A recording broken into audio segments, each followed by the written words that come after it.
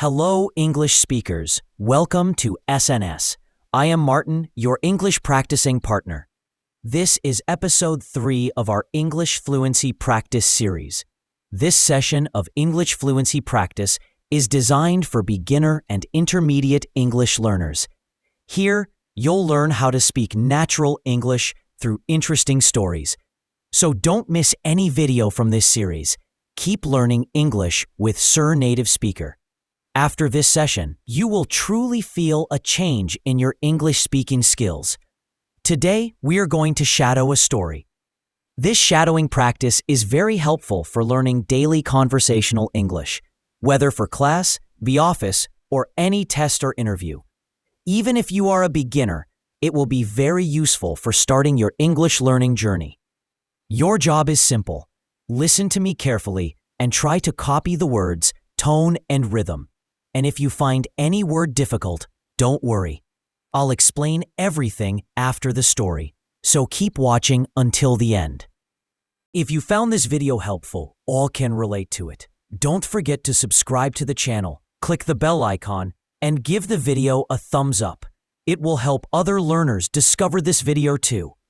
If you want to watch more videos from this series, check out the description. As Nelson Mandela once said that, it always seems impossible until it's done. So try to speak English from today, and you will truly improve in no time. So take a cup of coffee and let's start. The air was cold, and the first snowflakes of winter had started to fall. The garden that once bloomed with colors now lay quiet under a silver sheet of frost. Only one flower remained, a single red rose standing proudly in the cold wind. Its petals were soft but fading, as if holding on to one last breath of life. In a small cottage near that garden lived Lily, a gentle young woman who loved her flowers more than anything else. She spent every morning talking to them as if they could hear her. But this winter was different. Her garden had withered early, and most of her flowers had already died. Only that one rose remained. Lily would wrap herself in her old wool shawl, walk into the garden, and whisper softly, "You're still here, still fighting the cold. You're stronger than I am." She smiled sadly, touching the fragile petals. That rose reminded her of someone. Daniel, the man she had loved and lost. Daniel had been a soldier, brave and full of life.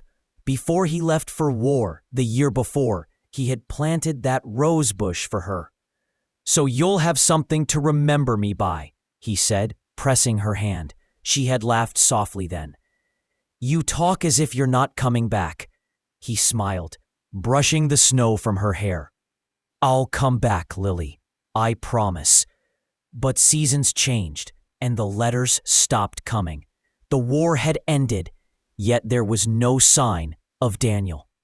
People in the village whispered that he might not have survived, but Lily refused to believe it. Every morning, she looked at the path leading to the hills and whispered, "He'll come back. I know he will." Days grew shorter and the winter colder. One evening, the snow began to fall heavily.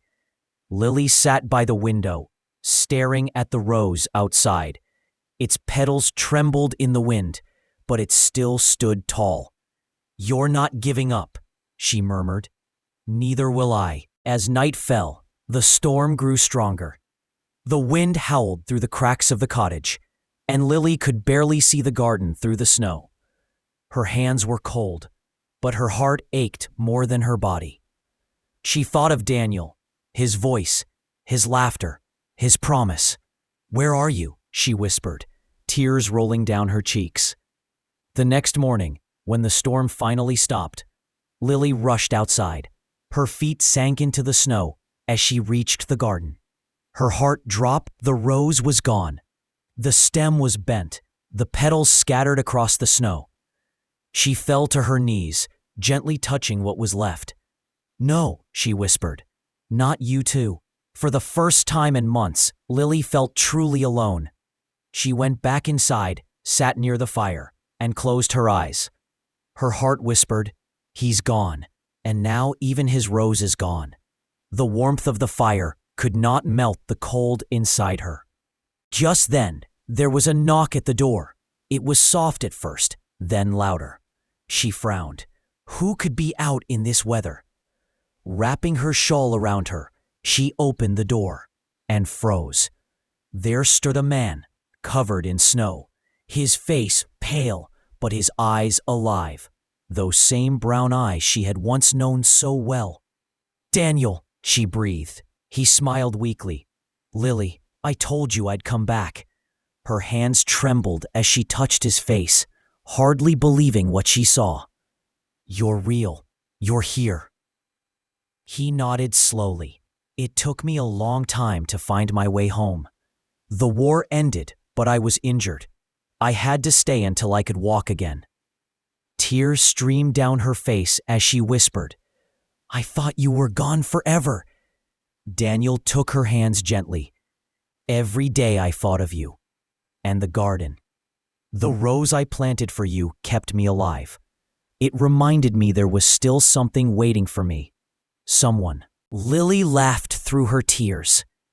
"The rose, it was still blooming until last night. The storm took it." Daniel smiled softly. "Then it waited for me, just like you did." She pulled him inside, helped him sit by the fire, and wrapped him in a blanket. They sat in silence for a while, just holding hands, as if trying to make up for all the lost time. After some time, Daniel said quietly, "When I was away, I saw so much loss, so much pain. But what kept me strong was the thought of your heart, the way you love, the way you wait. You're like that rose, Lily. Even in the hardest winter, you keep blooming." Lily looked at him, her eyes soft and full of light. "And you're like the sun," she said. "You always come back, even after the darkest nights." Outside, the snow began to melt slowly. The air turned calm, and the first sign of spring whispered through the wind. Lily and Daniel stepped out together, their footprints side by side. When they reached the garden, Lily gasped softly. There, in the same spot where the rose had fallen, a new green bud was pushing through the snow. Daniel smiled, holding her close. "See, some things don't die. They just wait for the right moment to live again." She leaned her head on his shoulder. "Just like us." From that day on, the cottage was no longer quiet. The garden soon came alive again, brighter than ever before. People in the village often said that Lily's garden bloomed earlier than anyone else's, as if it carried the warmth of two hearts that had never stopped believing. And every winter, when the first snow began to fall, a single red rose always bloomed, strong, beautiful, and full of life. A living memory of a love that waited through every season. This story teaches us about love, hope, patience, faith, courage, and resilience. It reminds us that even in life's coldest winters, hope can keep our hearts warm, and love, when true, always finds its way back. Now, it's time to explain the meanings of the most difficult words from the story, along with their contextual usage and one simple alternative that you can use in your daily conversations. Word number 1, withered, meaning dried up or faded because of age or lack of water. Example, her garden had withered early, and most of the flowers had died. Alternative, dried, shriveled. Word number 2, fragile, meaning easy to break or damage, delicate. Example, Lily touched the fragile petals of the last rose carefully. Alternative, delicate, breakable. Word number 3, whispered, meaning spoke very softly so only one person could hear.